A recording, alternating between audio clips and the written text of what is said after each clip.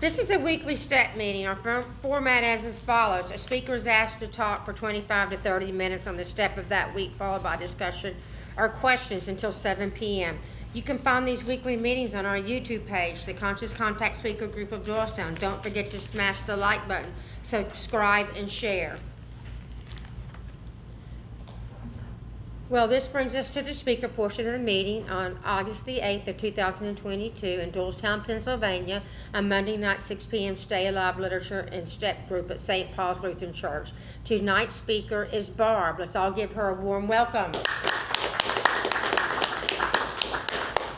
Hi, everybody. I'm Barbara, and I'm an alcoholic. Hey, Barb. And I was thinking as I was driving over here, I'm a really grateful alcoholic. And I remember when I was first in the rooms and I heard people say that, I was like, oh, seriously? Like, what is wrong with them? Because when I got into the rooms, I was so devastated that I couldn't drink anymore.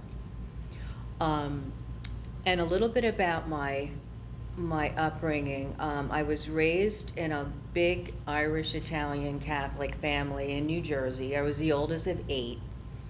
And most of the people in my neighborhood, they all came from huge families. And their parents all drank. Everybody's parents drank. And my parents had a very, I would say, tumultuous marriage. Because they would drink and they would fight, and you just never knew what was going on. You know, my father would come home from work. He might be in a great mood, or he might be really angry about something. So I just remember when I was younger, I never really felt safe in my house. I never knew what was going to happen. And I just had this kind of free-floating anxiety from the time I was a little kid. And the first thing I did to manage that anxiety was sports. Because there was a girl down the street that was very athletic, and I was very athletic, and we decided, we were going to play with the boys. Because I was not interested in, playing house or playing with dolls. I wanted to play sports. And it was fun. And, the drinking started probably when we were about 14 or 15. And kids were stealing liquor out of their parents' house because there was always booze, and they wouldn't miss it. And the first time I got drunk, I just remember it changed the way I felt, and all that anxiety went away. It was like, I didn't care. And I was with my brother, we were babysitting, and the last thing I remember is I passed out, and when I woke up, I didn't remember anything. But you'd think that would have scared me a little bit. I was like, no, that was great. I loved how it made me feel. It changed the way I felt. And that's the reason that I drank. It changed the way I felt. And as I got older, all of a sudden school and sports kind of fell by the wayside. And my father was really angry because my grades dropped, of course. And, he wanted me to go to an Ivy League school. And my grades that wasn't going to happen. And, he was just angry and very abusive. I did get into college. I decided to go to nursing school because my aunt was a nurse and my cousin was a nurse. I didn't know what I wanted to be. I just wanted to go away to college to get away from my parents. So I did a lot of drinking in college, as we all probably did. I mean, I had a credit card. I was the first kid to go to school. They gave me whatever I wanted. The first semester, I think I had C's and D's. And my father was like, if you don't bring your grades up, you're coming home and going to school around here. And that scared me because the last thing I wanted to do was go home. So I decided I should probably study. And I was able to bring up my grades, but again, the priority was always drinking. And it was a big drinking school. A lot of Irish drunks, and I loved it. Um, but the problem was I had to graduate, and I would have loved to stay in school like John Belushi in Animal House, 7 years of college down the drain. Like I would have liked to stay there another year or two, but that wasn't going to happen. And my friends were all placing bets I wouldn't pass my boards, my nursing boards, and I did, even though I was hungover when I took them. I don't know about today. I might not have passed them today, but back then it was a little easier, maybe. I don't know. But I started to work, but I went on the evening shift because it was all around my drinking, and I didn't want to have to be on the floor at 7 a.m. So I picked the evening shift, 3 to 11, and then I would go out after work and I would drink. And the one thing that really scared me, and you would think that maybe I would have realized I had a problem, was I was really hungover, and there was this woman that came back from the OR, and she was supposed to be on IV fluids, 125 an hour, and I didn't realize that her IV wasn't working until the end of the shift. And I remember when the nurse came on, she was like, "What the hell happened?" And I didn't know what to say, because I was like, well, I thought it was running. I mean, I did check it. She's like, "There's hardly any fluid," because back then there were glass bottles. And, I felt so awful about that, and I was so ashamed. But again, I never wanted to look at my drinking. Oh, maybe it's the evening shift, like 11 o'clock at night, I'm kind of tired, and I always had excuses. But what I ended up doing, my friends graduated, I moved to New York City when I was, I guess, 24, and worked at a big hospital there. And I was able to control my drinking because I loved my job. I worked in the ICU, and I loved it. I was learning a lot, but I was still going out at night and I was still drinking, but I wasn't letting it get too out of hand because I had to be on the floor at 7. I didn't want to do evenings because a lot of people that I knew that weren't in nursing or weren't in medical, they were going out to dinner, and I was stuck in the hospital till 11 o'clock. So I went on days, and most of the time I got there on time, but I remember one time one of the residents said, "If you breathe in like oxygen, it'll cure your hangover." So I'm like, wow, that's a great idea. So I'm in the corner of the ICU with an oxygen mask on, and the head nurse comes by and she's like, "Marzana, what are you doing?" I'm like, oh, I'm just texting to make sure the oxygen works. And she's like, "Okay," but she probably knew. But back then, like, a lot of people partied, and it was like New York in the 70s and the 80s. I mean, it was like a free-for-all. But my drinking started to take on more, trying to think of the word, not dangerous, but it just became more and more important to me. And I remember a friend of mine was kidding me because she came into my house and I was drinking scotch. She's like, "Wow, what are you doing?" And I'm like, "Well, I had a rough day in the ICU." And she's like, "Barb, you're an alcoholic." And I'll never forget that. I was so insulted. But I knew deep down there was something wrong, but I didn't know what to do about it. I mean, no one I knew, was in Alcoholics Anonymous. I mean, that was like a foreign idea. My best friend's father, he had a drinking problem and lost his business, but that was the only person I knew that was going to AA. And I was like, I'm too young to be an alcoholic. I'm 25, I'm 26. So it just started to really progress, because my story is really all about the progression. Because I kept on drinking, and I started to really become someone that I didn't like. It was like, it was all about me, and I was very selfish and very self-centered. But deep down, I didn't have any self-esteem. But as long as I could drink, that made me feel better. I was like an egomaniac with an inferiority complex. And, the next thing I did was, well, I was dating a lot of guys, and I met this one guy that liked to drink the way I did. And he wasn't judgmental about it at all, like the previous boyfriend. And that's when my drinking really started to take off, because I started to drink Jack Daniels because he drank Jack Daniels. But my behavior started to deteriorate because I would go out after work, and at this point I was working for a pharmaceutical company. I left nursing, and you could go in later, and a lot of people back then went out to lunch and drank.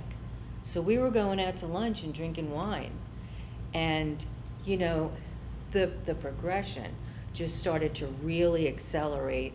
And I was going out at night, not coming home. I'd be in some bar down on Wall Street partying with a bunch of brokers. And my boyfriend, who was my fiance at the time, was sitting home like, where are you? There were no cell phones back then, thank God. But he had no idea where I was. And this behavior just escalated. And then I felt so horrible about myself. And I started going to psychiatrists. And I remember this one guy just said to me, Barbara, I think you have an alcohol problem. And I'm like, what do you mean? He's like, I think you're an alcoholic, and I think you should go to rehab. I was like, what? How can you diagnose me that quickly? I mean, it only took a couple visits. But I was like shocked, and I was terrified, because all I could think about was, well, if I'm an alcoholic, I'm gonna have to stop drinking. And I just couldn't imagine not drinking. And I did go to rehab, but it was a really nice rehab in Westchester, and I didn't take it seriously. I was hanging out with different people, playing pool with these guys from Harlem. It was really fun, actually. But I remember this one guy said to me, he goes, so Barb, are you gonna drink when you leave here? And I said, yeah, aren't you? And he's like, you just haven't been hurt enough yet. And I'll never forget that, because that's exactly what happened. I hadn't been hurt enough yet. I still thought that I could beat the game. And I got out, and I went out again, and then I ended up in a detox. And then the next thing, let's blame this on Jimmy. It's because my fiance drinks too much.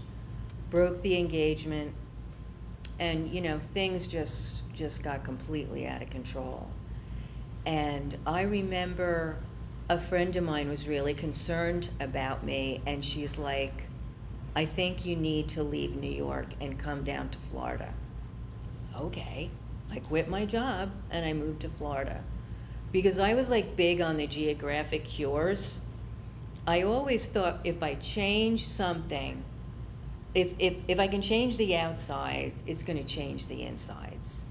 And that didn't happen, because wherever you go, there you are.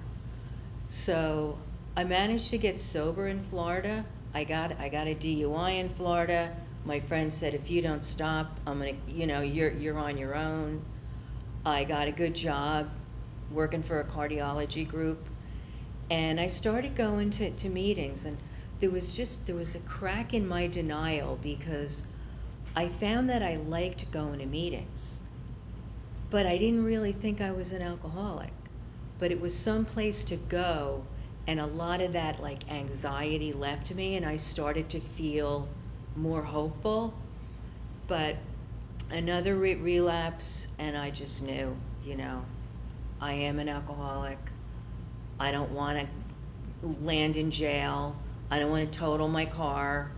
So I finally surrendered. I had a good sponsor, and I stayed sober, moved back to New Jersey for a job, and I was kind of like cruising along, felt good about the program. I was very willful, and I didn't really like having a sponsor because I really didn't like having to like report to someone. And we did go through the steps, but I don't think, it wasn't that effective. But I got a good job. I was happy. I liked being sober. But I think always in the back of my mind, I said, you know what? Maybe I'm really not an alcoholic because I'm doing well. I don't think about drinking. I'm not so sure about this. I mean, really, talk about denial. And I was going to meetings, and I had a nice place, and I got the cash and prizes. But one night, I said, you know what? I am sick of this.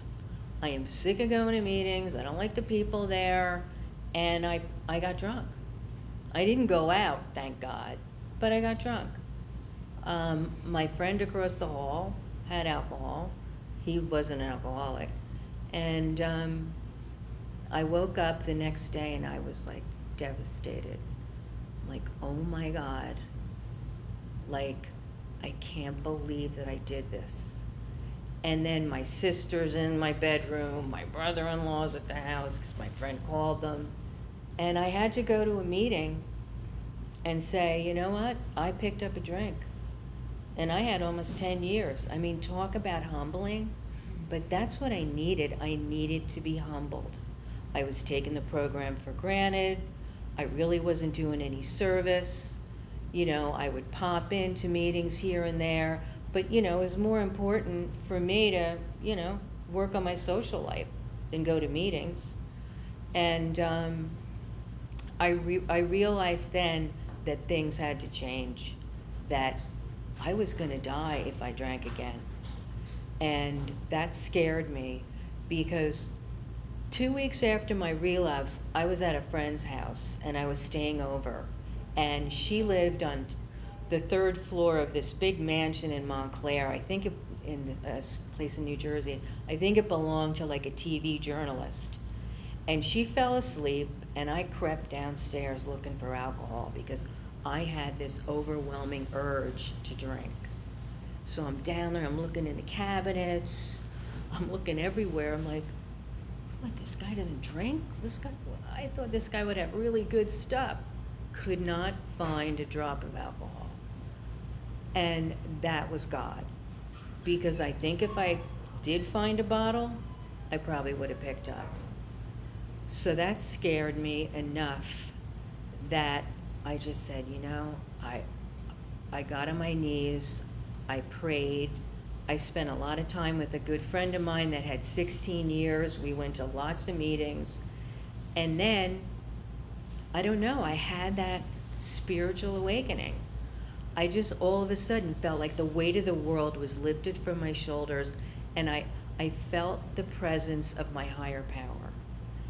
And I really think just by virtue of the fact that I didn't drink that night at my friend's house, I think that really sunk in with me that there is a God and He is watching over me. And this is a gift and I can't throw it away. And since then, it's been quite a journey. I lived in New York for a long time, went to lots of meetings.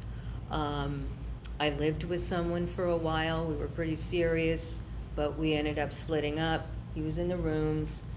But I have such an appreciation for this program now. I love this program. And I went to a group in New York. I went to the Atlanta group. I had an Atlanta group sponsor. They're like step Nazis. I went through the big book. Never went through the big book. I just sat at meetings and shared, That wasn't enough. I didn't have that spiritual change. It was just like I would show up at meetings and then, hey, you want to grab a bite afterwards? Like it was a social thing. But, when I started going to those meetings in New York, it really changed my sobriety. And I moved out to New Jersey. around 2009, and I was working for pharma. And then I had an opportunity to go into headquarters, which is right around here, and I moved down here in 2015. And I love the program down here. I mean, some of the places I went to in Jersey, I don't want to put the meetings down up there, but it was really all about show up there. People had a lot of money, it was all about cash and prizes. And down here, I think what struck me was how sincere people were and how really grateful they were to be sober. It's just a different mindset. I don't know how to explain it, but I really love the meetings down here, and I got a great sponsor, and my sobriety date's February 5th, 1995, and I'm very, very grateful that I was able to come back after that last relapse, because I knew a lot of people that picked up after time and they never came back. Or you'd hear stories, they committed suicide, they drank themselves to death. So I was very fortunate that I was able to come back, because it was hard. The first 90 days were a nightmare, because people were like, oh my God, she drank? Do you believe that? She had almost 10 years. I mean, like I said, it was a humbling experience, but I needed to be humbled, and today I'm grateful every day that I have this program, because, it really has given me a life beyond my wildest dreams. I was able to retire. I love it. I love being retired. I worked very hard for a very long time. And now I can do service, and I can go to more meetings, because I had a job where I traveled a lot. So it was hard for me to commit to service, because I never knew what time I was going to get back. But today I do as much service as I can.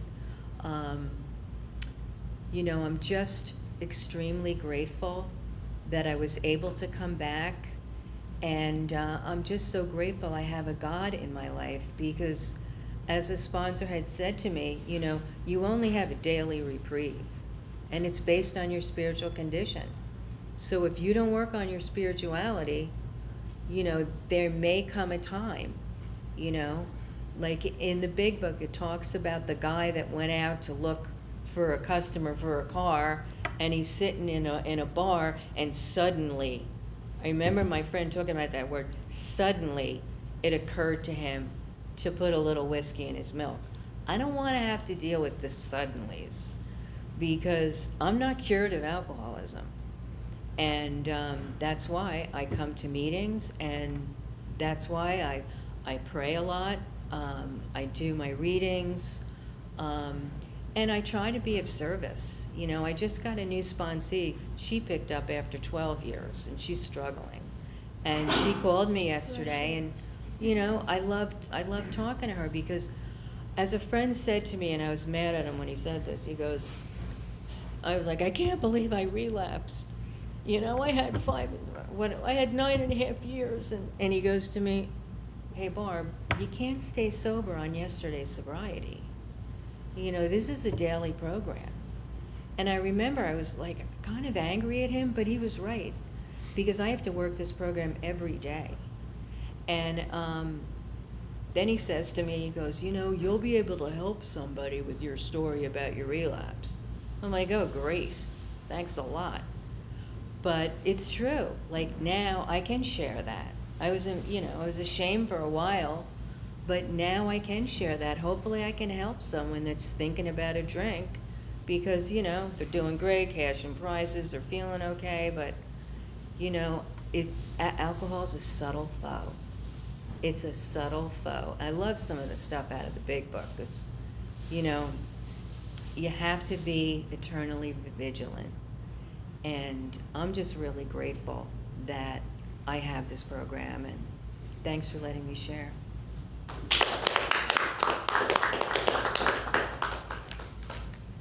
Thank you, great job. Please limit your sharing to 3 minutes. Please keep your shares related to this step. If you feel like drinking, or if you had a drink today, Please see me or speak to someone after the meeting. We ask that you please refrain from the use of profanity. We are in a church and on a spiritual journey. So now we'll open up the meeting.